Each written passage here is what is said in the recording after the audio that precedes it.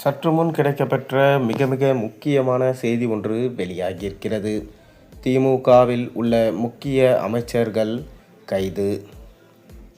அதாவது 2026 சட்டமன்ற தேர்தலுக்கு இன்னும் 2 மாத காலங்களே உள்ளன.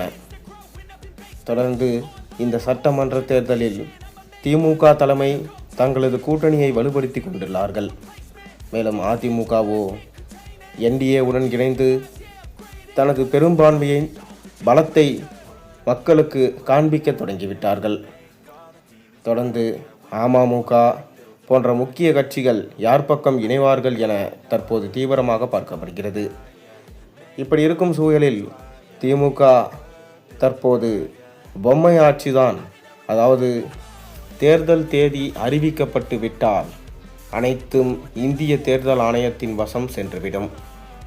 தொடர்ந்து காவல்துறையும் தேர்தல் ஆணையத்தின் பேச்சை தான் கேட்கும். இப்படி இருக்கும் சூழலில் ஸ்டாலினது எந்த கையெழுத்தும் சரி, அவரது எந்த செயல்பாடுகளும் செல்லுபடியாகாது. ஒருவேளை திமுக 4.5 வருடமாக ஊழல் செய்து பதுக்கி வைத்துள்ள கருப்பு பணத்தை, அதில் உள்ள கிட்டத்தட்ட 40% பணத்தை செலவு செய்யலாம் என முடிவு செய்திருக்கிறதாகவும், ஒவ்வொரு அமைச்சரும் தனது தொகுதிகளின் மத்தியில் கண்டிப்பாக பணத்தை வாரி இறைக்க வேண்டும் என ஸ்டாலின் உத்தரவிட்டிருக்கிறாராம். ஆனால் பறக்கும் படையினரால் அமைச்சர்கள் கைது செய்யப்படுவார்கள் என்கின்ற தகவலும் தற்போது கிடைக்கப்பெற்றிருக்கிறது. திமுகவில் ஒவ்வொரு அமைச்சர்களும் ஊழல் பட்டியலில் சிக்கியுள்ளார்கள். அந்த வரிசையில் KN நேரு, KSSR ராமச்சந்திரன், பொன்முடி, துரைமுருகன், செந்தில் பாலாஜி என தொடர்ந்து லிஸ்ட் நீண்டு கொண்டே போகிறது. அமித்ஷாவும் இம்முறை திமுகவை தமிழகத்தை விட்டே விரட்டியடிக்க வேண்டும், எதிலும் ஊழல் எதிலும் லஞ்சம் என திமுகவை குற்றம் சாட்டுகின்றார் எடப்பாடி பழனிசாமி. தொடர்ந்து திமுகவின் விடியா ஆட்சியை தமிழகத்திலிருந்து விரட்டி அடிப்போம் என சூளுரைத்துள்ளனர்.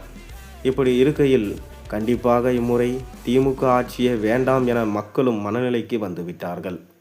அதனால் திமுக தலைவர் ஸ்டாலின் தற்போது கலக்கத்தில் உள்ளதாகவும், தொடர்ந்து எப்படியாவது பணத்தை கொடுத்தாவது இம்முறை வெற்றி காண வேண்டும் என திமுக அறிவாலயத்தில் முடிவெடுக்கப்பட்டிருக்கிறதாக தகவல்கள் வெளியாகியிருக்கிறது. ஒருவேளை இவ்வாறு பணத்தை கொடுத்தால் அப்போது கண்டிப்பாக பறக்கும் படையினரால் அமைச்சர்கள் ஒவ்வொருவரும் கைது செய்யப்படுவார்கள். அவர்கள் கைது செய்யப்பட்டால் அந்த தேர்தலிலிருந்து அவர்கள் நிற்க முடியாது.